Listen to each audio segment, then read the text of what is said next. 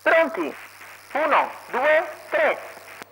È subito buono il segnale, si avvantaggia Asnaur dei Rum nei confronti di Alabama Monroe, mentre ha avuto problemi Axel Wind, che era il nettissimo favorito. Quindi Asnaur dei Rum in vantaggio dopo i primi 200 metri di gara, si trascina Alabama Monroe, mentre più indietro segue Anuk Grad, che è stato il più svelto dei penalizzati. 200 iniziale in 16,2 con Asnaur dei Rum in vantaggio, insegue invece a una cinquantina Numero di metri 1 il Admiral favorito Man Axel Wind, la rottura ora di Admiral Man, e all'esterno c'è Anita Spritz che cerca di progredire.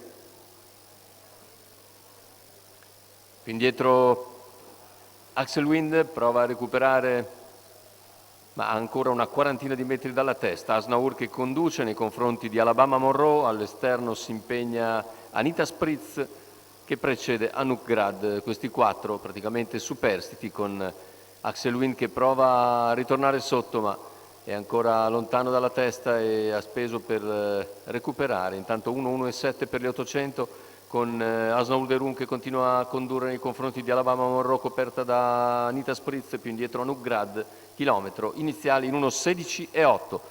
Secondo passaggio davanti alle tribune, tatticamente non cambia nulla, con in vantaggio Asnaur dei Rum, in seconda posizione Alabama Monroe, seguita da Anuk Grad. All'esterno si impegna fin dalle prime battute Anita Spritz, mentre accenna a ricongiungersi ora Axel Wind, ma parziale in 14,6 davanti alle tribune. Ora si viaggia più svelti, con Asnaur dei Rum a scandire i ritmi di gara. 600 alla conclusione. In seconda posizione Alabama Monroe, cala invece all'esterno Anita Spritz, rimontata di dentro da Anuk Numero Grad, 3 l'errore Axel Wind, rinnovato di Axel Wind che squalificato. finisce a tabellone, mentre Asnaur dei Rum a 400 dalla conclusione accelera sensibilmente. 14,2 il parziale, si mantiene a una 3-4 lunghezze.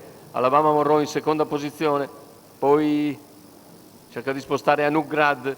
Completamento della curva finale, ultimi 200 di gara, entra in vantaggio addirittura d'arrivo Asnaur dei Rum, ancora 5 le lunghezze di margine ai 100 finali.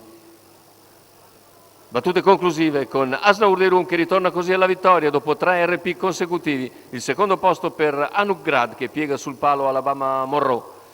1,15,3 con 29,6 a chiudere. Bella vittoria per Asnaur dei Rum. Roberto Andreghetti in sediolo per il training di Francesco Alessandrini. La quota al totalizzatore di 5,42.